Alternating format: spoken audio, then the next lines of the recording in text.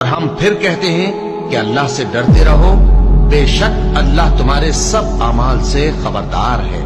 اور ان لوگوں جیسے نہ ہو جانا جنہوں نے اللہ کو بھلا دیا تو اللہ نے انہیں ایسا کر دیا کہ وہ خود اپنے آپ کو بھول گئے۔ یہی لوگ ہیں نافرمان۔ اہل دوزخ اور اہل بہشت برابر نہیں، اہل بہشت ہی کامیابی حاصل کرنے والے ہیں۔ اگر ہم یہ قرآن کسی پہاڑ پر نازل کرتے تو تم اس کو دیکھتے کہ اللہ کے خوف سے دبا اور پھٹا جاتا ہے۔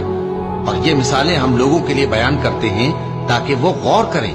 وہی اللہ ہے جس کے سوا کوئی معبود نہیں، پوشیدہ اور ظاہر کا جاننے والا، وہ بڑا مہربان ہے، نہایت رحم والا ہے۔